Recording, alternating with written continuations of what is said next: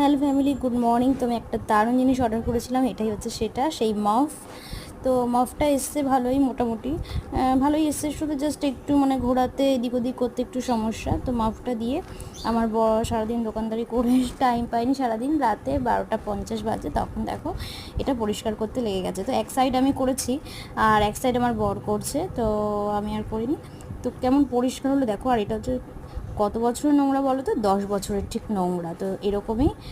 আর কিছুই লাগবে না, জাস্ট তোমাদের জলে একটু শ্যাম্পু নেবে, এক পাতা এক টাকা দামের একটা শ্যাম্পু নিয়ে নেবে, ক্লিনিক প্লাস নিয়ে শ্যাম্পুটা গুলিয়ে দিয়ে এরকমভাবে ডললে, যাদের অয়েল পেন্টিং দেয়াল তাদের এরকম এটা ডললেই উঠে যাবে।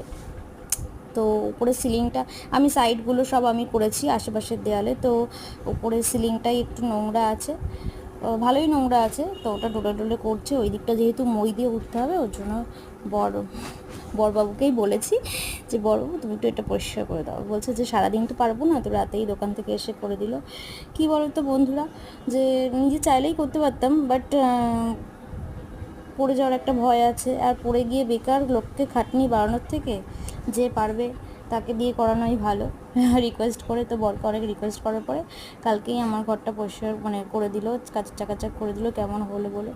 আর রাতে অনেক রাত্রি হয়ে গেছিলো, তো ভিডিওটা আর এন্ড করতে পারিনি। তো সকালবেলা মামামের অনলাইন ক্লাস ছিল, অনলাইন ক্লাস করে মামামকে খাওয়াতে বসেছি। তো ভিডিওটা তোমাদের কেমন লাগলো বলো, আর যদি কিছু উপকারিতা পেয়ে থাকো তো সেটাও জানো। আর এটা মাফটা দিয়ে এই ওপরটা পরিষ্কার করা যাবে, অন্য কোনো ঘর মোছার ওই লাঠিগুলো দিয়ে পরিষ্কার হবে না, এই মাফগুলো দিয়েই ওপরের সিলিংগুলো কিন্তু পরিষ্কার করা যাবে। তো তোমরাও চাইলে পরিষ্কার করতে পারো আর নিজেদের ঘরগুলো এরকম চাকাচাক করে নিতে পারো। তো আজকের মতো টাটা, বাই বাই, সবাই ভালো থেকো, সাবধানে থেকো, পরে আসছে সুন্দর ভিডিও নিয়ে।